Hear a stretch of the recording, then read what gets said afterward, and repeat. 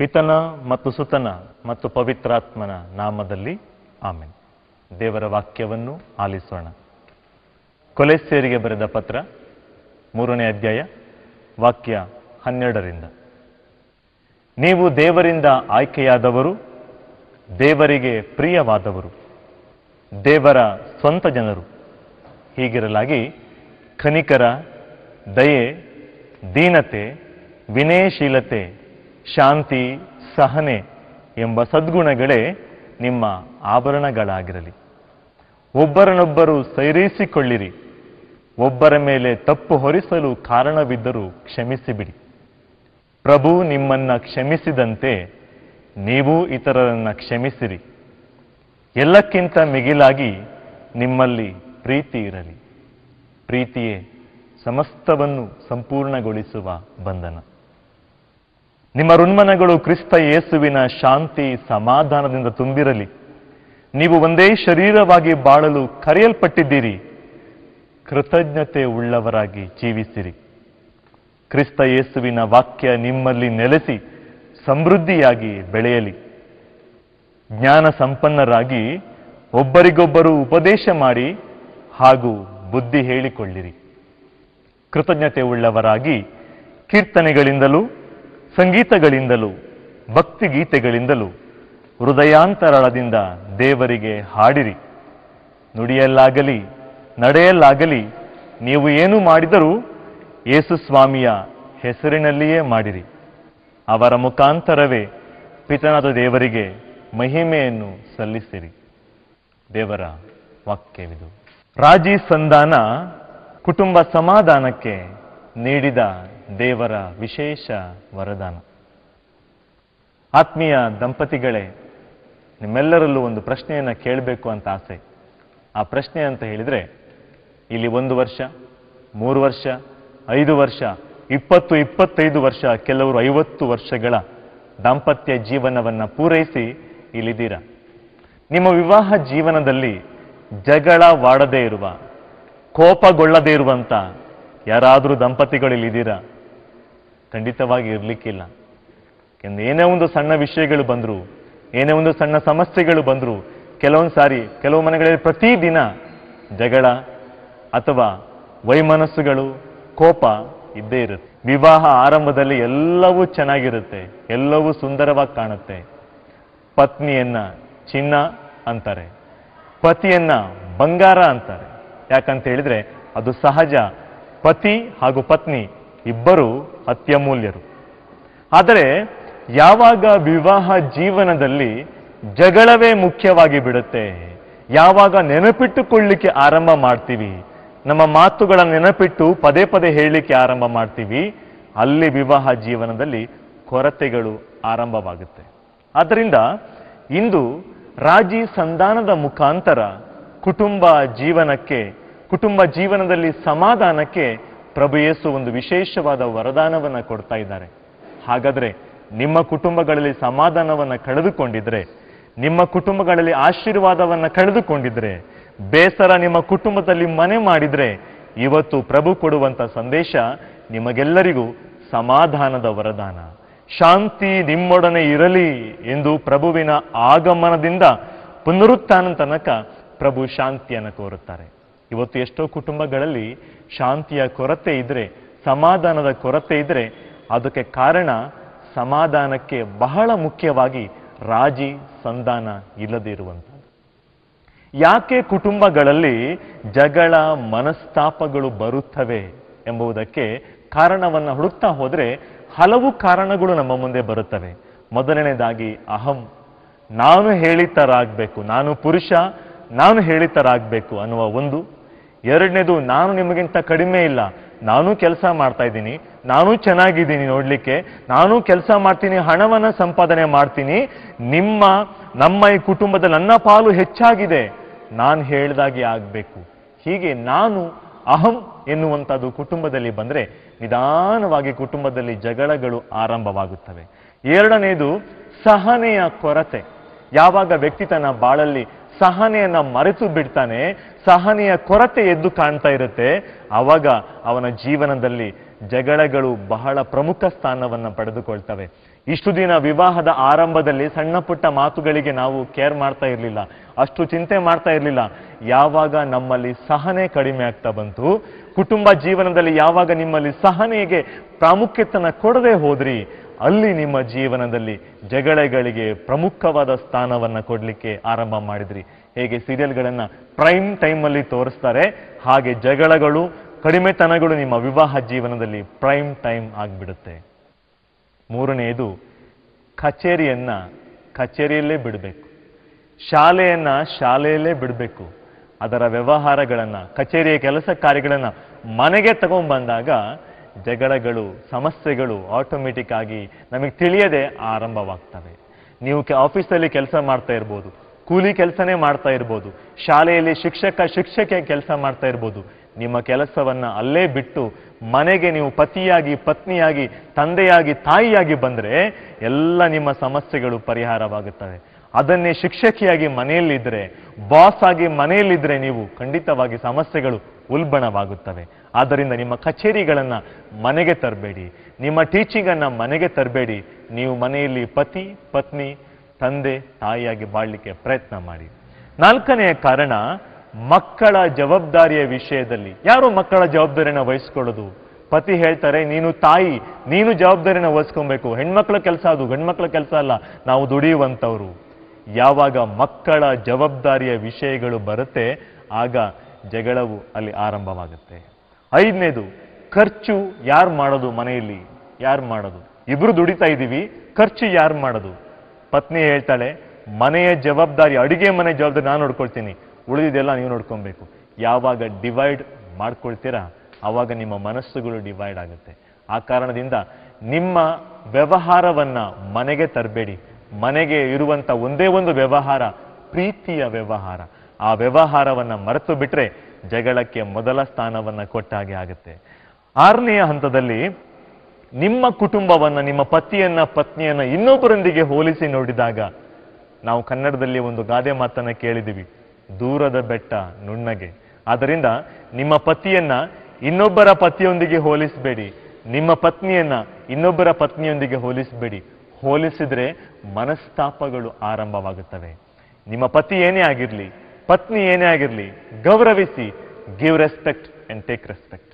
ಆ ಕಾರಣದಿಂದ ಗೌರವವನ್ನು ಕೊಟ್ಟು ಗೌರವವನ್ನು ಪಡಿಲಿಕ್ಕೆ ಪ್ರಯತ್ನ ಮಾಡಿದರೆ ಜಗಳಗಳು ನಿಧಾನವಾಗಿ, ಕುಟುಂಬದಲ್ಲಿ ವೈಮನಸ್ಸುಗಳು ನಿಧಾನವಾಗಿ ಕಡಿಮೆ ಆಗ್ತಾ ಬರುತ್ತೆ. ಏಳನೆಯದು, ವಿವಾಹೇತರ ಸಂಬಂಧಗಳು, ವಿವಾಹದ ಹೊರಗೆ ಇರುವಂತ ಸಂಬಂಧಗಳು ಹೆಚ್ಚಾದಾಗ ಜಗಳಗಳು ಆರಂಭವಾಗುತ್ತವೆ. ಯಾವಾಗ ಈ ಸಂಬಂಧಗಳು ಹೆಚ್ಚಾಗುತ್ತೆ ಅಂತ ಹೇಳಿದ್ರೆ, ಯಾವಾಗ ಪತಿಗೆ ಪತ್ನಿಯ ಮೇಲೆ ಭರವಸೆ ಕಳೆದುಕೊಳ್ತಾರೆ, ಪತ್ನಿ ಪತಿಯ ಮೇಲೆ ಭರವಸೆನ ಕಳೆದುಕೊಳ್ತಾರೆ, ಹೊರಗಡೆ ಏನು ಕುಟುಂಬದಲ್ಲಿ ಸಿಗಲ್ಲ ಅದನ್ನ ಹೊರಗಡೆ ಹುಡುಕ್ಲಿಕ್ಕೆ ಆರಂಭ ಮಾಡ್ತಾರೆ.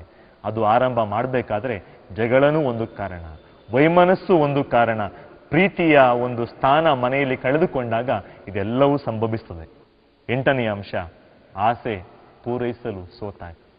ಪ್ರೀತಿಯ ದಂಪತಿಗಳೇ, ನೀವು ವಿವಾಹವಾಗಿ ಎಷ್ಟೋ ವರ್ಷಗಳಾಗಿರ್ಬೋದು, ಕೆಲವು ದಿನಗಳೇ ಆಗಿರ್ಬೋದು, ನಿಮ್ಮಲ್ಲಿ ಪ್ರೀತಿ ಇಲ್ಲ ಅಂತ ಹೇಳಿದ್ರೆ ನಿಮ್ಮ ವಿವಾಹ ಜೀವನದಲ್ಲಿ ಕೊರತೆಯನ್ನು ಪ್ರತಿ ಕ್ಷಣ, ಪ್ರತಿದಿನ ಅನುಭವಿಸ್ತೀರ. ಹಾಗಾದ್ರೆ ಇದಕ್ಕೆ ಪರಿಹಾರ ಎಲ್ಲಿ ಪರಿಹಾರವನ್ನು ಕಂಡುಕೊಳ್ಳೋದು? ಸಂಧಾನವನ್ನ ಮಾಡ್ಕೊಬೋದಾ? ಆ ಪತಿ ಅಷ್ಟೊಂದು ಕುಡಿದ್ರು ಅವ್ರ ಜೊತೆ ಹೇಗೆ ಬದುಕೋದು? ಆ ಪತ್ನಿ ಅಷ್ಟೊಂದು ಸುಳ್ಳು ಹೇಳಿ ಮೋಸ ಮಾಡಿ ಜೀವಿಸ್ತಾ ಇದ್ರು, ಹೇಗೆ ಬದುಕೋದು? ಪ್ರಶ್ನೆಗಳು ವ್ಯಾಲಿಡ್, ಕೇಳಲೇಬೇಕು ಪ್ರಶ್ನೆಗಳು. ಪ್ರಶ್ನೆ ಕೇಳುವ ಹಕ್ಕು ನಿಮಗಿದೆ. ಆದರೆ ದೇವರು ನಿಮ್ಮನ್ನ ಕರೆದಿರುವಂತಹದ್ದು ರಾಜಿ ಸಂಧಾನದ ಮುಖಾಂತರ ಕುಟುಂಬದಲ್ಲಿ ಒಂದು ಆದರ್ಶ ಕುಟುಂಬವನ್ನು ರೂಪಿಸಲಿಕ್ಕೆ. ಹೇಗೆ ಹಳೆಯ ಒಡಂಬಡಿಕೆಯಲ್ಲಿ ಇಸ್ರಾಯೇಲ್ ಜನಾಂಗದವರನ್ನ ಆಯ್ಕೆ ಮಾಡಿ ಒಂದು ಮಾದರಿ ಜನಾಂಗವನ್ನಾಗಿ ಮಾಡಿ ಇಡೀ ರಾಷ್ಟ್ರಗಳಿಗೆ, ಎಲ್ಲಾ ದೇಶಗಳಿಗೆ, ಜನಾಂಗಗಳಿಗೆ ಒಂದು ಉದಾಹರಣೆಯನ್ನಾಗಿ ಮಾಡಿದ್ರೋ, ಅಬ್ರಹಾಮನ ಮುಖಾಂತರ ಹೊಸ ಕುಟುಂಬವನ್ನ ಸೃಷ್ಟಿ ಮಾಡಿದ್ರೋ, ಅದೇ ರೀತಿಯಲ್ಲಿ ನೀವು ದೇವಾಲಯಕ್ಕೆ ಬಂದು ಪತಿ ಪತ್ನಿಯರಾದ ದಿನದಲ್ಲಿ ದೇವರು ನಿಮ್ಮನ್ನ ಹೊಸ ಕುಟುಂಬವನ್ನಾಗಿ ಮಾಡಿದ್ದಾರೆ. ಎಂಥ ಕುಟುಂಬ? ಎಲ್ಲ ಧರ್ಮದವರಿಗೆ, ಎಲ್ಲ ಜಾತಿಯವರಿಗೆ ಒಂದು ವಿಶೇಷವಾಗಿರುವ ವರದಾನವಾಗಿ, ಮಾದರಿಯಾಗಿ ನಿಮ್ಮನ್ನ ದೇವರು ರೂಪಿಸಿದ್ದಾರೆ. ಹಾಗಾದ್ರೆ ನೀವು ಹೇಗೆ ಜೀವಿಸಬೇಕು? ಮಾದರಿ ಆಗಬೇಕಾದವರು ಬೇಲಿಯೇ ಎದ್ದು ಹೊಲವನ್ನ ಮೇದಂತೆ ಆಗಬಾರ್ದು. ಬದಲಾಗಿ ಬೇಲಿ ರಕ್ಷಣೆ ಕೊಡುವ ಜವಾಬ್ದಾರಿ. ಇನ್ನೊಬ್ಬ ವೈರಿ ತನ್ನ ಒಳಗೆ ಬಾರದೇ ಇರುವಂತೆ ರಕ್ಷಣೆ ಕೊಡುವ ಜವಾಬ್ದಾರಿ. ನಿಮ್ಮ ಕ್ರೈಸ್ತ ಕುಟುಂಬಗಳು ಹಾಗೇನೆ ಒಂದು ಮಾದರಿಯ ಕುಟುಂಬಗಳಾಗಿರಬೇಕು. ಹೇಗೆ ಮಾದರಿಯ ಕುಟುಂಬಗಳಾಗಿರುವಂತಹದ್ದು? ಬಹಳ ಮುಖ್ಯವಾಗಿ ನಿಮ್ಮಲ್ಲಿ ಸಹನೆಯ ಮನೋಸ್ಥಿತಿ ಇರಬೇಕು, ಸಹೃದಯ ಇರಬೇಕು, ಒಳ್ಳೆಯ ಮನಸ್ಸಿರಬೇಕು, ಒಳ್ಳೆಯ ಹೃದಯ ಇರಬೇಕು. ಎಲ್ಲವನ್ನ ಅರ್ಥ ಮಾಡಿಕೊಳ್ಳೋ ಹೃದಯ ಇಲ್ಲದೇ ಇದ್ರೂ ಪರವಾಗಿಲ್ಲ, ಕೆಲವುದನ್ನ ಅರ್ಥ ಮಾಡಿಕೊಳ್ಳಲಿಕ್ಕೆ ಪ್ರಯತ್ನ ಮಾಡಿ. ಖಂಡಿತವಾಗಿ ಪರಿವರ್ತನೆ ನಿಮ್ಮ ಕುಟುಂಬದಲ್ಲಿ ಬಂದೇ ಬರುತ್ತೆ. ಮೊದಲನೇ ಅಂಶವನ್ನ ದೇವರು ಇದನ್ನ ನಿಮ್ಮಲ್ಲಿ ಹೇಳಲಿಕ್ಕೆ ಇಷ್ಟಪಡ್ತಾರೆ. ಅದಾಗಿದೆ, ದೇವರು ಈ ಭೂಮಿಯ ಮೇಲೆ ಪರ್ಫೆಕ್ಟ್ ಪತಿಯನ್ನ, ಪರ್ಫೆಕ್ಟ್ ಪತ್ನಿಯನ್ನ ಇದುವರೆಗೆ ಸೃಷ್ಟಿ ಮಾಡಿಲ್ಲ. ಕುಡುಕ ಪತಿಗೆ ಒಳ್ಳೆಯ ಪತ್ನಿಯನ್ನ ಕೊಡ್ತಾರೆ. ಯಾಕೆ ಅಂತ ಹೇಳಿದ್ರೆ, ಆತನ ಕುಡುಕುತನ ಕಡಿಮೆ ಆಗ್ಲಿ, ಸಂಪೂರ್ಣ ದೂರ ಆಗ್ಲಿ ಅಂತೇಳಿ ಈಕೆ ಹಗಲು ರಾತ್ರಿ ಪ್ರಾರ್ಥನೆ ಮಾಡ್ತಾಳೆ. ಈಕೆಯ ಪರಿಶುದ್ಧ ಜೀವನವನ್ನ ಕಂಡು ಆತ ಜೀವನವನ್ನ ಪರಿವರ್ತನೆ ಮಾಡ್ಲಿ ಅಂತೇಳಿ. ಬದಲಾಗಿ ನಮ್ಮ ಕುಟುಂಬಗಳಲ್ಲಿ ಏನ್ ನಡೀತಾ ಇದೆ? ಪತಿ ಕುಡಿದು ಮನೆಗೆ ಬಂದಾಗ ಈ ಕಡೆನೂ ಜಗಳ, ಆ ಕಡೆನೂ ಜಗಳ, ಮತ್ತೆ ಕುಡಿತ ಜಾಸ್ತಿ ಆಗ್ತಾ ಹೋಗುತ್ತೆ. ದೇವರು ನಿಮ್ಮನ್ನ ಕರೆದಿರುವಂತಹದ್ದು ಕುಡಿತ ಜಾಸ್ತಿ ಮಾಡಿ ಅಂತ ಕುಡುಕ ಪತಿಗೆ ನಿಮಗೆ ಕೊಟ್ಟಿಲ್ಲ ಪತ್ನಿಯನ್ನಾಗಿ. ಆತನ ಕುಡುಕುತನವನ್ನ ಕಡಿಮೆ ಮಾಡಲಿಕ್ಕೆ, ಸಂಪೂರ್ಣವಾಗಿ ಬಿಟ್ಟು ಬಿಡ್ಲಿಕ್ಕೆ ನಿಮ್ಮನ್ನ ಮಾದರಿಯನ್ನಾಗಿ, ಒಂದು ಮಾಡೆಲ್ ಅನ್ನಾಗಿ ದೇವರು ರೂಪಿಸಿದ್ದಾರೆ ಪ್ರಿಯರೇ. ಆದ್ದರಿಂದ ನೋಡಿ, ತಮ್ಮ ಕುಟುಂಬಗಳಲ್ಲಿ ಕೆಲವರು ಹೇಳ್ತಾರೆ, ಅವನು ತುಂಬಾ ಸೈಲೆಂಟ್ ಕಣ್ರಿ, ಇವಳು ತುಂಬಾ ಮಾತಾಡ್ತಾಳೆ. ಯಾಕೆ ಮಾತನಾಡುವ ಪತ್ನಿಯನ್ನ ಸೈಲೆಂಟ್ ಪತಿಗೆ ಕೊಟ್ಟಿದ್ದಾರೆ ಅಂತ ಹೇಳಿದ್ರೆ, ಇಬ್ರು ಸೈಲೆಂಟ್ ಆಗಿದ್ರೆ ಮನೆಗೆ ಬಂದಾಗ ಯಾರು ಮಾತಾಡೋದು? ತುಂಬಾ ಮಾತಾಡೋರಾಗಿದ್ರೆ, ಪತಿ ಪತ್ನಿ ಇಬ್ರು ತುಂಬಾ ಮಾತಾಡ್ತಾರೆ ಅಂತ ಆದ್ರೆ ಮನೆಗೆ ಬಂದವರು ಮಾತು ಕೇಳಲಿಕ್ಕೆ ಟೈಮ್ ಇರೋದಿಲ್ಲ. ಆದ್ರಿಂದ ದೇವರು ಯಾವಾಗಲೂ ಸಮಾನ ಮನಸ್ಕರನ್ನ ಒಟ್ಟಿಗೆ ಸೇರಿಸೋದಿಲ್ಲ. ದಾಂಪತ್ಯ ಜೀವನದಲ್ಲಿ ದೇವರು ಆಪೋಸಿಟ್ ಪಾರ್ಟಿಯನ್ನ ತರ್ತಾರೆ. ಮಾತನಾಡುವ ಪತಿ, ಮೌನವಾಗಿರುವ ಪತ್ನಿ. ಕುಡುಕ ಪತಿ, ಸೈಲೆಂಟ್ ಆಗಿರುವ ಒಳ್ಳೆಯ ಗುಣವಂತೆ ಪತ್ನಿಯನ್ನ ಕೊಡ್ತಾರೆ. ಯಾಕಂತ ಹೇಳಿದ್ರೆ ಇಬ್ಬರಿಗೂ ಪೂರಕವಾಗಿರ್ಬೇಕು, ಕಡಿಮೆತನವನ್ನ ತುಂಬಿಸ್ಬೇಕು ಅನ್ನೋ ಕಾರಣಕ್ಕಾಗಿ ಕೊಡ್ತಾರೆ. ಆದ್ರಿಂದ ಪ್ರಿಯರೇ, ನಿಮಗೆ ಯಾರನ್ನ ಪತಿಯನ್ನಾಗಿ ಕೊಟ್ಟಿದ್ದಾರೆ, ಯಾರನ್ನ ಪತ್ನಿಯನ್ನಾಗಿ ಕೊಟ್ಟಿದ್ದಾರೆ, ಅದು ದೇವರು ಉದ್ದೇಶ ಪೂರ್ವಕವಾಗಿಯೇ ಕೊಟ್ಟಿದ್ದಾರೆ. ಯೆರೆಮೀಯ ಪ್ರವಾದಕಂತ ನೀವೆಲ್ಲ ಓದಿರ್ಬೋದು, ದೇವರಿಗೆ ನಿಮ್ಮ ಬಗ್ಗೆ ಒಂದು ಯೋಜನೆ ಇದೆ. ಆ ಯೋಜನೆ ನಿಮ್ಮ ಬಾಳಲ್ಲಿ ನೆರವೇರಬೇಕು. ಆ ಕಾರಣಕ್ಕಾಗಿ ನಿಮ್ಮ ಜೊತೆ ಇರುವ ಪತಿ ದೇವರ ಆಶೀರ್ವಾದ, ನಿಮ್ಮ ಪತ್ನಿ ದೇವರ ಆಶೀರ್ವಾದ. ಆ ಆಶೀರ್ವಾದವನ್ನು ಹೇಗೆ ಸ್ವೀಕಾರ ಮಾಡ್ತೀರಾ, ಅದು ನಿಮ್ಮ ಮೇಲೆ ಹೊಂದ್ಕೊಂಡಿದೆ. ಎರಡನೇ ಅಂಶ, ದೇವರು ಒಬ್ಬ ವ್ಯಕ್ತಿಯಂತೆ ಇನ್ನೊಬ್ಬ ವ್ಯಕ್ತಿಯನ್ನ ಸೃಷ್ಟಿ ಮಾಡಿಲ್ಲ ಈ ಭೂಮಿ ಮೇಲೆ. ಒಬ್ಬ ಬರಹಗಾರ ಹೇಳ್ತಾರೆ, ದೇವರು ಒಬ್ಬ ವ್ಯಕ್ತಿಯನ್ನ ಸೃಷ್ಟಿ ಮಾಡಿದ ಮೇಲೆ ಆ ಮೋಲ್ಡ್ ಅನ್ನ ಕಿತ್ತಾಕ್ಬಿಟ್ರಂತೆ. ಆ ಮೋಲ್ಡ್ ಅಲ್ಲಿ ಇನ್ನೊಂದು ವ್ಯಕ್ತಿಯನ್ನು ಸೃಷ್ಟಿ ಮಾಡಿಲ್ಲ ದೇವರು. ಆದ್ರಿಂದ ಈ ಭೂಮಿ ಮೇಲಿರೋ ಪ್ರತಿಯೊಬ್ಬರು ಬೇರೆ ಬೇರೆ ಗುಣಗಳನ್ನ ಪಡೆದಿರುತ್ತಾರೆ, ಬೇರೆ ಬೇರೆ ವರದಾನಗಳನ್ನ ಪಡೆದಿರುತ್ತಾರೆ. ನೋಡ್ಲಿಕ್ಕೂ ಬೇರೆ ಇರ್ತಾರೆ, ಮಾತಿನ ಶೈಲಿನೂ ಬೇರೆ. ಒಬ್ರು ಮಾತಾಡ್ತಾರೆ, ಇನ್ನೊಬ್ರು ಮಾತಾಡಲ್ಲ. ಒಬ್ಬರ ಧ್ವನಿ ಇನ್ನೊಬ್ರ ತರ ಇರ್ಲಿಕ್ಕೆ ಸಾಧ್ಯನೇ ಇಲ್ಲ. ಹಾಗೆ ವಿಭಿನ್ನವಾಗಿ ದೇವರು ಸೃಷ್ಟಿ ಮಾಡ್ತಾರೆ. ಯಾಕಂತ ಹೇಳಿದ್ರೆ ವಿಭಿನ್ನತೆಯಲ್ಲಿ ಐಕ್ಯತೆಯನ್ನ ಕಾಣುವಂತವರೇ ದೇವರು. ಆದ್ದರಿಂದ ನಿಮ್ಮ ಪತಿಯನ್ನ ಇನ್ನೊಬ್ಬರೊಂದಿಗೆ ಹೋಲಿಸ್ಲಿಕ್ಕೆ ಆಗಲ್ಲ. ನಿಮ್ಮ ಪತ್ನಿಯ ಸೌಂದರ್ಯವನ್ನು ಇನ್ನೊಬ್ಬರ ಪತ್ನಿಯ ಸೌಂದರ್ಯದೊಂದಿಗೆ ಹೋಲಿಸ್ಲಿಕ್ಕೆ ಆಗಲ್ಲ. ಯಾವುದೇ ಕಾರಣಕ್ಕೂ ಹೋಲಿಕೆ ನಿಮ್ಮ ವಿವಾಹ ಜೀವನದಲ್ಲಿ, ದಾಂಪತ್ಯ ಜೀವನದಲ್ಲಿ ಬಾರದೇ ಇರಲಿ. ಯಾವಾಗ ನೀವು ಹೋಲಿಕೆ ಮಾಡ್ತೀರಾ, ಆವಾಗ ನಿಮ್ಮ ದಾಂಪತ್ಯ ಜೀವನದಲ್ಲಿ ಸಮಸ್ಯೆಗಳಿಗೆ ಎಡೆ ಮಾಡಿಕೊಡ್ತೀರಾ. ಆದ್ರಿಂದ ಪ್ರತಿಯೊಬ್ಬರನ್ನ ದೇವರು ವಿಭಿನ್ನ ಚಿಂತನೆಗಳಿಂದ ಬಂದಂತ ವ್ಯಕ್ತಿಗಳನ್ನಾಗಿ ರೂಪಿಸಿದ್ದಾರೆ. ನೋಡಿ, ನಿಮ್ಮ ವಿವಾಹ ಜೀವನದಲ್ಲಿ ನೀವು ಸಮಾಧಾನದಲ್ಲಿ ಇರ್ಬೇಕಂತ ಹೇಳಿದ್ರೆ, ಯಾವಾಗಲೂ ನಾನು ಹೇಳುವಂತ ಒಂದು ಮಾತಿದೆ, ಒಂದು ಪುಸ್ತಕ ಇದೆ, men are from Mars, women are from Venus. ಉಪಗ್ರಹಗಳಿಂದ, ಬೇರೆ ಬೇರೆ ಗ್ರಹಗಳಿಂದ ಬಂದಿರುವಂತವರು. ಆದ್ದರಿಂದ ಇಬ್ರು ಒಂದೇ ತರ ಇರ್ಲಿಕ್ಕೆ ಸಾಧ್ಯ ಇಲ್ಲ. ವಿಭಿನ್ನ ಕುಟುಂಬದ ಹಿನ್ನೆಲೆ, ಬೇರೆ ಬೇರೆ ಚಿಂತನೆಗಳು, ಬೇರೆ ಬೇರೆ ಆಸೆಗಳು, ಬೇರೆ ಬೇರೆ ಗುರಿಗಳು, ದಿಸೆಗಳು ಅವರಲ್ಲಿ ಇರುತ್ತವೆ. ಆದರೆ ವಿವಾಹ ಜೀವನಕ್ಕೆ ಬಂದಾಗ, ವಿವಾಹವಾಗಿ ಒಂದು ಕುಟುಂಬ ನಡೆಸಲಿಕ್ಕೆ ಬಂದಾಗ, ದೇವರ ಯೋಜನೆ ಪ್ರಕಾರ ಬಾಳ್ಲಿಕ್ಕೆ ನಿಮ್ಮನ್ನ ದೇವರು ಕರೆ ಕೊಡ್ತಾರೆ. ನಾವು ಎಫೆಸಿಯರಿಗೆ ಬರೆದ ಪತ್ರದಲ್ಲಿ ಓದ್ತೀವಿ, ನೀವು ದೇವರಿಂದ ಆಯ್ಕೆಯಾದವರು, ದೇವರ ಚಿತ್ತದ ಪ್ರಕಾರ, ದೇವರ ಕರೆಯ ಪ್ರಕಾರ ಬಾಳ್ಲಿಕ್ಕೆ ಪ್ರಯತ್ನ ಮಾಡಿ. ಆದ್ದರಿಂದ ವಿಭಿನ್ನತೆಯಲ್ಲಿ ಏಕತೆಯನ್ನ ಕಾಣಬೇಕು. ಅದಕ್ಕೆ ಅತ್ಯುತ್ತಮ ಉದಾಹರಣೆ ಅಂತ ಹೇಳಿದ್ರೆ ವಿವಾಹ ಜೀವನ. ಬೇರೆ ಕುಟುಂಬದ ಹಿನ್ನೆಲೆ, ಬೇರೆ ಬೇರೆ ವ್ಯಕ್ತಿತ್ವ, ಬೇರೆ ಬೇರೆ ಆಸೆಗಳು, ಬೇರೆ ಬೇರೆ ಚಿಂತನೆಗಳು, ಬೇರೆ ಬೇರೆ ಉದ್ದೇಶಗಳು. ಆದರೆ ವಿವಾಹವಾದ ನಂತರ ಪರಸ್ಪರ ಪತಿ ಪತ್ನಿಯಾಗಿ ಪರಸ್ಪರರಿಗೆ ಪೂರಕವಾಗಿ ಬದುಕಲಿಕ್ಕೆ ಪ್ರಭು ಕರೆ ಕೊಡ್ತಾರೆ. ಮೂರನೇ ಅಂಶ, ಪತಿ ಪತ್ನಿ ಇಬ್ಬರ ಕುಟುಂಬದ ಹಿನ್ನೆಲೆಗಳು ಬೇರೆಯಾಗಿದ್ರೂ ಪ್ರಭು ನಿಮ್ಮನ್ನ ಒಟ್ಟಿಗೆ ಕರೆದಿದ್ದಾರೆ.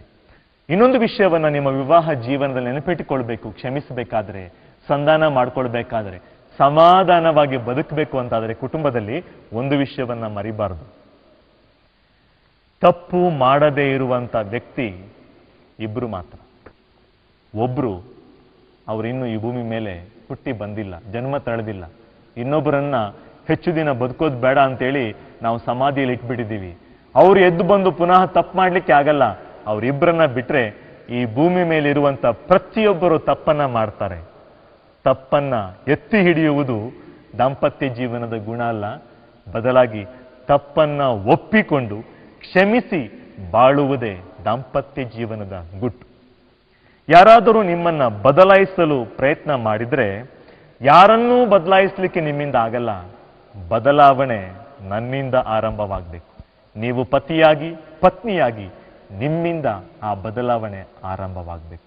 ನಿಮ್ಮಿಂದ ಬದಲಾವಣೆ ಆರಂಭವಾದ್ರೆ ಖಂಡಿತ ನಿಮ್ಮ ಜೀವನದಲ್ಲಿ ಸಮಾಧಾನ ಯಾಕೆ ಇಲ್ಲ ಆಮೇಲೆ ಹೇಳಿ. ನಿಮ್ಮ ತಪ್ಪಿಗೆ ಇನ್ನೊಬ್ಬರನ್ನ ಕಾರಣವಾಗಿಸಬೇಡಿ. ನಿಮ್ಮ ಕುಟುಂಬದ ಸಮಾಧಾನವನ್ನ ಕಳೆದುಕೊಳ್ಳಿಕ್ಕೆ ಇನ್ನೊಬ್ರು ಕಾರಣ ಅಂತ ಹೇಳಬೇಡಿ. ನಿಮ್ಮ ಕುಟುಂಬದಲ್ಲಿ ಸಮಾಧಾನವನ್ನ ಕೆಡಿಸ್ಲಿಕ್ಕೆ ಪತಿ ಕಾರಣ, ಪತ್ನಿ ಕಾರಣ ಅಂತ ಹೇಳಬೇಡಿ. ನಾನೇ ಕಾರಣ ಅಂತ ನಿಮ್ಗೆ ನೀವು ಹೇಳ್ಕೊಳ್ಳಿ. ಆಗ ನಿಮ್ಮ ಜೀವನದಲ್ಲಿ ಸಮಾಧಾನ ಆರಂಭವಾಗುತ್ತೆ.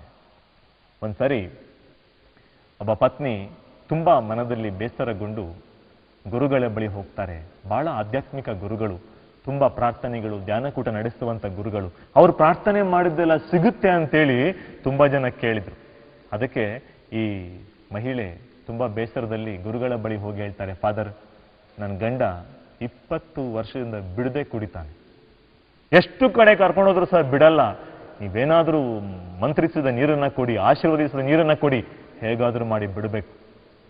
ಗುರುಗಳಿಗೆ ಒಂದು ಕ್ಲೂ ಸಿಕ್ತು, ಆಶೀರ್ವದಿಸಿದ ನೀರು ಅಂತ. ಒಳಗಡೆ ಹೋದ್ರು, ಆಶೀರ್ವದಿಸಿದ ನೀರನ್ನ ಒಂದು ಸಣ್ಣ ಬಾಟ್ಲಿಯಲ್ಲಿ ಕೊಟ್ರು.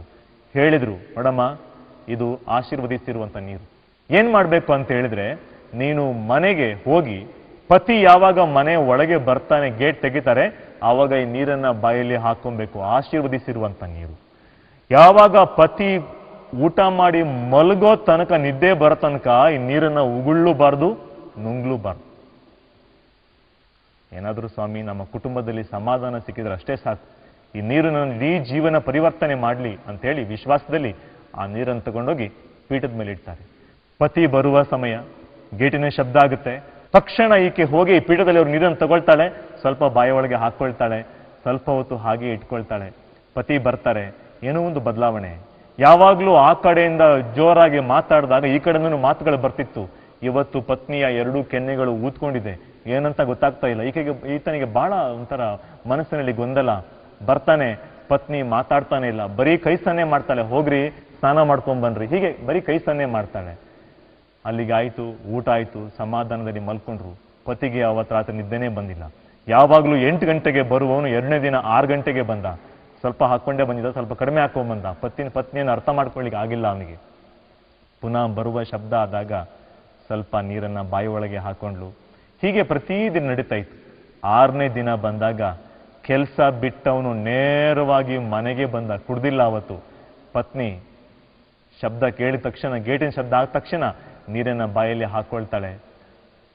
ಅಲ್ಲಿಂದ ಯಾವ ಚಿಂತೆಗಳು, ಸಮಾಧಾನ ರಹಿತ ಜೀವನಗಳು ಅವರಿಂದ ದೂರ ಹೋಗುತ್ತೆ. ಯಾವ ಪ್ರಶ್ನೆಗಳು ಅವರ ಬಾಳಲ್ಲಿ ಬರಲ್ಲ. ಇಬ್ಬರು ನಗ್ನಗ್ತಾ ಮಾತಾಡ್ತಾರೆ. ಮಕ್ಕಳಿಗೆಲ್ಲ ಖುಷಿಯೋ ಖುಷಿ, ಅಪ್ಪ ಅಮ್ಮ ಎಷ್ಟು ಚೆನ್ನಾಗಿದ್ದಾರೆ ಮನೆಯಲ್ಲಿ ಅಂತೇಳಿ. ಒಂದಿನ ಇಬ್ರು ಪತಿ ಮತ್ತು ಪತ್ನಿ ಮನೆಯಿಂದ ಗುರುಗಳನ್ನ ಭೇಟಿ ಮಾಡಲಿಕ್ಕೆ ಹೋಗ್ತಾರೆ. ಫಾದರ್, ನೀವು ಕೊಟ್ಟಿರುವಂತ ಆ ನೀರು ಪವಾಡದ ನೀರು. ಆ ನೀರಿನ ಮುಖಾಂತರ ನಮ್ಮ ಇಡೀ ಕುಟುಂಬ 20 ವರ್ಷಗಳ ಕಾಲ ಅಂಧಕಾರದಲ್ಲಿತ್ತು, ಜಗಳದಲ್ಲಿತ್ತು. ಇವತ್ತು ನಮ್ಮ ಕುಟುಂಬಕ್ಕೆ ಶಾಂತಿ ಸಮಾಧಾನ ಬಂದಿದೆ ಅಂತ ಆದ್ರೆ ನೀವು ಕೊಟ್ಟಿರುವಂತ ಆಶೀರ್ವದಿಸಿರುವ ನೀರು. ಫಾದರ್, ನಮಗೆ ಒಂದು 2 ಕ್ಯಾನಲ್ಲಿ ಆ ನೀರು ಕೊಟ್ಬಿಡಿ ಫಾದರ್, ಮತ್ತೇನೋ ಸಮಸ್ಯೆ ಬಂದರೆ ಕುಡ್ಕೊಂಡ್ಬಿಡ್ತೀವಿ. ಫಾದರ್ ಅವ್ರ ಮುಖ ನೋಡಿ ಹೇಳ್ತಾರೆ, ಅದು ಆಶೀರ್ವದಿಸಿರೋ ನೀರಲ್ಲ, ನಮ್ಮ ಒಳಗಡೆ ಅಡುಗೆ ಮಾಡ್ತಾರಲ್ಲ ಅವರು ಬಿಸಿ ಮಾಡಿಟ್ಟಿರೋ ನೀರು, ಅದನ್ನ ಕೊಟ್ಟಿದ್ದಷ್ಟೇ. ನೀರಲ್ಲಿ ಏನು ಬದಲಾವಣೆ ಆಗಲ್ಲ, ನಿಮ್ಮ ಮನೋಭಾವದಲ್ಲಿ ಬದಲಾವಣೆ ಆಗಬೇಕು. ಪ್ರಿಯರೇ, ತುಂಬಾ ಸರಿ ಪತಿ ಪತ್ನಿಯಂದಿರ ಜಗಳದಲ್ಲಿ ಯಾರಾದರೂ ಒಬ್ರು ಮೌನವಾಗಿದ್ರೆ ಪರಿವರ್ತನೆ ಸಾಧ್ಯ. ಪತಿ ಮುಂದೆ ಬಂದು ಜಗಳ ಮಾಡ್ತಾ ಇರಬೇಕಾದ್ರೆ ಪತ್ನಿ ಮೌನವಾಗಿರ್ಲಿಕ್ಕೆ ಕಾರಣ ಬಾಯಲ್ಲಿರುವ ನೀರು ಅಂತ ಹೇಳಿದ್ರೆ, ತುಂಬಾ ಸಾರಿ ನಾವು ನಿಮ್ಮ ವಿವಾಹ ಜೀವನದಲ್ಲಿ ನೀವು ತುಂಬಾ ಸರಿ ಕಿವಿ ಮುಚ್ಕೊಳ್ಬೇಕಂತೆ, ತುಂಬಾ ಸರಿ ಕಣ್ಣನ್ನು ಮುಚ್ಕೊಳ್ಬೇಕಂತೆ, ಆದ್ರೆ ಯಾವಾಗ್ಲೂ ಬಾಯಿ ಮುಚ್ಚಿರ್ಬೇಕು. ಎಷ್ಟು ಸಮಯ ನಾವು ಬಾಯನ್ನ ಮುಚ್ಚಿರ್ತೀವಿ ಅಷ್ಟು ಸಮಾಧಾನವನ್ನು ನಮ್ಮ ಕುಟುಂಬಗಳಲ್ಲಿ ಕಂಡುಕೊಳ್ತೀವಿ. ಹಿಂದಿನ ಸ್ವಲ್ಪ ವರ್ಷಗಳ ಹಿಂದೆ ಹೋಗಿ ನೋಡಿ, ಡಿವೋರ್ಸ್ ಅನ್ನುವಂಥದ್ದು, ಡೈವರ್ಸ್ ವಿಚ್ಛೇದನ ಅನ್ನುವಂಥದ್ದು ಇರಲಿಲ್ಲ. ಈಗ ಹುಡುಕಿ ನೋಡಿದ್ರೆ ಎಲ್ಲಾ ಕಡೆ ಲಾಯರ್ಸ್ಗಳು ಹೆಚ್ಚಾಗ್ತಿದ್ದಾರೆ. ಅವ್ರಿಗೇನು ಕೆಲಸ ಅಂತ ಹೇಳಿದ್ರೆ ವಿಚ್ಛೇದನವನ್ನ ಪ್ರಮೋಟ್ ಮಾಡುವಂಥದ್ದು. ಹಾಗಾದ್ರೆ ಪ್ರಿಯರೇ, ನಿಮ್ಮ ಕುಟುಂಬಗಳು ಒಡೆದು ಹೋಗಬಾರ್ದು ಅಂತಾದ್ರೆ ಮೊದಲು ನಿಮ್ಮ ಕುಟುಂಬದಲ್ಲಿ ಬಾಯಿ ಮುಚ್ಚುವುದನ್ನ ಕಲಿತುಕೊಳ್ಳಿ. ಸಹನೆ, ಬಾಯಿ ಮುಚ್ಚುವುದಂತ ಹೇಳಿದ್ರೆ ಸಹನೆ, ಸಹಿಸಿಕೊಳ್ಳಿ, ಪ್ರೀತಿ ಮಾಡಲು ಕಲಿತುಕೊಳ್ಳಿ.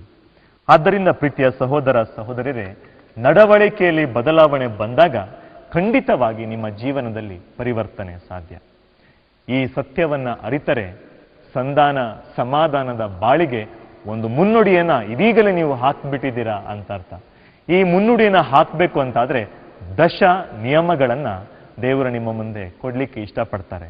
ಮೊದಲನೆಯದು, ವಿವಾಹ ಜೀವನದ ಸಮಸ್ಯೆ ನಿಮ್ಮ ಒಬ್ಬರಿಂದ ನಿರ್ವಹಿಸಲು ಅಸಾಧ್ಯ, ಅದಕ್ಕೆ ದೇವರ ನೆರವು ಬೇಕು. ಎಲ್ಲವನ್ನ ಮಾಡ್ಲಿಕ್ಕೆ ನಮ್ಮ ಹತ್ರ ಆಗಲ್ಲ, ಎಲ್ಲವನ್ನ ಮಾಡ್ಲಿಕ್ಕೆ ಆಗಲ್ಲ. ನಾನು ನನ್ನ ಶ್ರಮ ಮಾಡ್ಬೋದು ಗುರುಗಳಾಗಿ, ನೀವು ಕುಟುಂಬದ ವ್ಯಕ್ತಿಗಳಾಗಿ ನಿಮ್ಮ ಶ್ರಮವನ್ನ ಮಾಡ್ಬೋದು. ನೀವು ಕೌನ್ಸಿಲಿಂಗಿಗೆ ಹೋದ್ರೆ, ಸಮಾಲೋಚನೆಗೆ ಹೋದ್ರೆ ಅವರ ಶ್ರಮವನ್ನ ಮಾಡ್ತಾರೆ. ನೀವು ನಾನು ಕೌನ್ಸಿಲಿಂಗ್ ಮಾಡೋರು ಎಲ್ಲರೂ ಸೇರಿ ದೇವರಲ್ಲಿ ಪ್ರಾರ್ಥನೆ ಮಾಡಿದ್ರೆ ಜೀವನ ಪರಿವರ್ತನೆ ಆಗುತ್ತೆ. ಕೊರಿಂಥಿಯರಿಗೆ ಬರೆದ 2ನೇ ಪತ್ರದಲ್ಲಿ 1ನೇ ಅಧ್ಯಾಯ ವಾಕ್ಯ 9ರಲ್ಲಿ ಸಂತ ಪೌಲರು ನಮಗೆ ನುಡಿತಾರೆ, ಸ್ವಂತ ಶಕ್ತಿಯಲ್ಲೇ ನಂಬಿಕೆ ಇಟ್ಟುಕೊಳ್ಳದೆ ಸತ್ತವರನ್ನ ಪುನರುತ್ಥಾನಗೊಳಿಸಿದ ಪ್ರಭುವಿನಲ್ಲಿ ನಂಬಿಕೆ ಇಟ್ಟುಕೊಳ್ಳಿ. ಆದ್ದರಿಂದ ನಿಮ್ಮ ವಿವಾಹ ಜೀವನದಲ್ಲಿ ನಿಮ್ಮ ಶಕ್ತಿ ಕುಂದುತ್ತಾ ಇರುವಾಗ ಪವಿತ್ರಾತ್ಮರ ನೆರವು ನಿಮಗೆ ಬೇಕು, ಪ್ರಾರ್ಥನಾ ಜೀವನ ಬೇಕು, ನಿಮಗೆ ದೇವರ ವಾಕ್ಯದ ಧ್ಯಾನ ಬೇಕು. ಯಾವ ಕುಟುಂಬದಲ್ಲಿ ಸಮಸ್ಯೆಗಳಿದೆ ಆ ಕುಟುಂಬದಲ್ಲಿ ಸುಮ್ಮನೆ ಹೋಗಿ ನೋಡಿ ದೇವರ ವಾಕ್ಯಕ್ಕೆ ಯಾವ ಸ್ಥಾನವನ್ನ ಕೊಟ್ಟಿದ್ದಾರೆ ಅಂತೇಳಿ, ಪ್ರಾರ್ಥನೆಗೆ ಯಾವ ಸ್ಥಾನವನ್ನ ಕೊಟ್ಟಿದ್ದಾರೆ ಅಂತೇಳಿ. ಯಾವ ಕುಟುಂಬದಲ್ಲಿ ಜಗಳಗಳೇ ಜಾಸ್ತಿ ಆಗ್ತಾ ಇದೆ ಆ ಕುಟುಂಬದಲ್ಲಿ ಪ್ರಾರ್ಥನೆಗೆ ಸ್ಥಾನವಿಲ್ಲ, ಈ ಪವಿತ್ರ ಗ್ರಂಥಕ್ಕೆ ಸ್ಥಾನವಿಲ್ಲ. ಎಲ್ಲಿ ಈ ದೇವರ ವಾಕ್ಯವನ್ನ ಪ್ರತಿಷ್ಠಾಪಿಸಿ ಪೀಠದ ಮೇಲೆ ಇಟ್ಟು ಸುಮ್ಮನೆ ಇರ್ತೀರೋ ಆ ವಾಕ್ಯ ಅಲ್ಲೇ ಇರುತ್ತೆ. ಆ ವಾಕ್ಯ ನಿಮ್ಮ ಕೈಗೆ ಬರಬೇಕು. ಆ ಕೈಗೆ ಬಂದ ವಾಕ್ಯ ತೆರೆಯಲ್ಪಡಬೇಕು. ತೆರೆಯಲ್ಪಟ್ಟ ವಾಕ್ಯ ಕಣ್ಣಿಗೆ ಬೀಳಬೇಕು. ಕಣ್ಣಿಗೆ ಬಿದ್ದ ವಾಕ್ಯ ನಾವು ಬಾಯಿಯ ಮುಖಾಂತರ ಓದುವಂತಾಗಬೇಕು, ಮನಸ್ಸಿನಲ್ಲಿ ಗ್ರಹಿಸಿಕೊಳ್ಳುವಂತಾಗಬೇಕು, ಅರ್ಥ ಮಾಡಿಕೊಳ್ಬೇಕು. ಅರ್ಥ ಮಾಡಿಕೊಂಡಿದ್ದು ಮನಸ್ಸಲ್ಲಿ ಉಳ್ಕೊಂಡ್ರೆ ಆಗೋದಿಲ್ಲ. ಹೃದಯವನ್ನ ನಾಟಬೇಕು, ತಟ್ಟಬೇಕು, ಹೃದಯವನ್ನ ಬಡಿಬೇಕು, ತಟ್ಟಿ ನಮ್ಮನ್ನು ಎಬ್ಬಿಸಬೇಕು. ನಾವು ಮಾಡುತ್ತಿರುವ ತಪ್ಪುಗಳಲ್ಲ, ನಮ್ಮಲ್ಲಿ ಪ್ರೋತ್ಸಾಹಗಳನ್ನು ಹೆಚ್ಚಿಸುವಂತ ಮಾತುಗಳು ಇಲ್ಲಿವೆ ಪ್ರಿಯರೇ. ಆದ್ದರಿಂದ ಎಫೆಸರಿಯರಿಗೆ ಬರೆದ ಪತ್ರ 3ನೇ ಅಧ್ಯಾಯ ವಾಕ್ಯ 16ರಲ್ಲಿ ನಮಗೆ ಶಕ್ತಿಯನ್ನ ಪವಿತ್ರಾತ್ಮರು ಕೊಡುತ್ತಾರೆ, ಅವರಲ್ಲಿ ಪ್ರಾರ್ಥನೆ ಮಾಡಬೇಕು. ತದನಂತರ ರೋಮನರಿಗೆ ಬರೆದ ಪತ್ರ 8ನೇ ಅಧ್ಯಾಯ ವಾಕ್ಯ 14ರಲ್ಲಿ ನಾವು ಓದ್ತೀವಿ, ಪ್ರತಿದಿನ ಪವಿತ್ರಾತ್ಮರು ನಮ್ಮನ್ನು ನಡೆಸುತ್ತಾರೆ, ಪವಿತ್ರಾತ್ಮರ ಸಹಾಯವನ್ನ ಪ್ರತಿದಿನ ಕೇಳಿ. ಗಲಾತ್ಯರಿಗೆ ಬರೆದ ಪತ್ರ 5ನೇ ಅಧ್ಯಾಯ ವಾಕ್ಯ 15ರಿಂದ 16ರಲ್ಲಿ ಪಾಪದ ವಿರುದ್ಧವಾಗಿ ಹೋರಾಡಲು ಶಕ್ತಿಯನ್ನ ಪವಿತ್ರಾತ್ಮರು ಕೊಡುತ್ತಾರೆ, ಪವಿತ್ರಾತ್ಮರನ್ನ ಬರಮಾಡಿಕೊಳ್ಳಿ. ಯೋವಾನನ ಶುಭ ಸಂದೇಶ 16ನೇ ಅಧ್ಯಾಯ ವಾಕ್ಯ 14ರಲ್ಲಿ ನೋಡುತ್ತೇವೆ, ದೇವರ ಮಹಿಮೆ ನಿಮ್ಮ ದಾಂಪತ್ಯ ಜೀವನದಲ್ಲಿ ಬೆಳಗಲು ನಿಮ್ಮನ್ನೇ ಬಿಟ್ಟುಕೊಡಿ. ಹಾಗಾದರೆ ಪ್ರೀತಿಯ ಪತಿ ಪತ್ನಿಯರೇ, ನಿಮ್ಮ ಜೀವನದಲ್ಲಿ ಪ್ರಾರ್ಥನೆಗೆ ದೇವರ ವಾಕ್ಯಕ್ಕೆ ಮೊದಲ ಸ್ಥಾನವನ್ನ ಕೊಟ್ರೆ ಪರಸ್ಪರ ಕ್ಷಮಿಸ್ಬೋದು, ಪರಸ್ಪರ ಪ್ರೀತಿಸ್ಬೋದು, ಪರಸ್ಪರ ಐಕ್ಯತೆಯಿಂದ ಬಾಳ್ಬೋದು, ಸಮಾಧಾನದಲ್ಲಿ ನಿಮ್ಮ ಕುಟುಂಬ ಇರಲಿಕ್ಕೆ ಸಾಧ್ಯ. 2ನೇ ಅಂಶ, 2ನೇ ನಿಯಮವನ್ನ ದೇವರು ಕೊಡುವಂತಹದ್ದು, ನಿಮ್ಮ ಸಂಗಾತಿಗಾಗಿ ಪ್ರಾರ್ಥಿಸಿ. ಪ್ರಾರ್ಥನೆ ಅಂತ ಹೇಳಿದ್ರೆ ವಿಕ್ಟ್ರಿ, ಜಯ. ಪ್ರಾರ್ಥನೆ ಮಾಡಿದರೆ ಎಲ್ಲವನ್ನ ದೇವರು ಒದಗಿಸಿ ಕೊಡ್ತಾರೆ. ಯಾಕಂದ್ರೆ ನಮ್ಮ ದೇವರು ಒದಗಿಸಿ ಕೊಡುವ ದೇವರು. God will provide.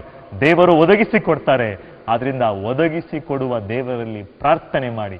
ಯಾವ ಕುಟುಂಬ ಪ್ರಾರ್ಥನೆ ಮಾಡುತ್ತೆ ಆ ಕುಟುಂಬ ಒಂದಾಗಿ ಇರುತ್ತೆ, ಸಮಾಧಾನದಲ್ಲಿ ಬೇರೂರುತ್ತೆ.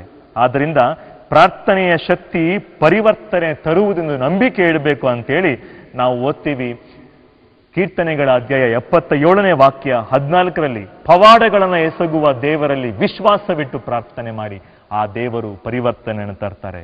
ಮತ್ತಾಯನ ಶುಭ ಸಂದೇಶ 9ನೇ ಅಧ್ಯಾಯ ವಾಕ್ಯ 29ರಲ್ಲಿ ಇಬ್ಬರು ಕುರುಡರು ಯೇಸು ಸ್ವಾಮಿ ಬಳಿ ಹೋಗಿ ಕೇಳ್ತಾರೆ, ಸ್ವಾಮಿ ನಮಗೆ ಕಣ್ಣಿಗೆ ದೃಷ್ಟಿ ಕೊಡಿ. ಯೇಸು ಹೇಳ್ತಾರೆ, ನೀವು ವಿಶ್ವಾಸಿಸಿದಂತೆ ನಿಮಗಾಗಲಿ. ನೀವು ಪ್ರತಿ ಸಾರಿ ಪತಿ ಪತ್ನಿಯರು ಪ್ರಾರ್ಥನೆ ಮಾಡ್ತಾ ಇರಬೇಕಾದ್ರೆ ಪ್ರಭು ಹೇಳ್ತಾರೆ, ಇವತ್ತು ನೀವು ಏನು ಪ್ರಾರ್ಥನೆ ಮಾಡಿದ್ರು, ಏನು ವಿಶ್ವಾಸ ಬಿಟ್ರೋ ಅದರಂತೆ ನಿಮ್ಮಲ್ಲಿ ಆಗಲಿ. ಹಾಗಾದ್ರೆ ನೀವು ಪ್ರಾರ್ಥನೆ ಮಾಡ್ತೀರಾ?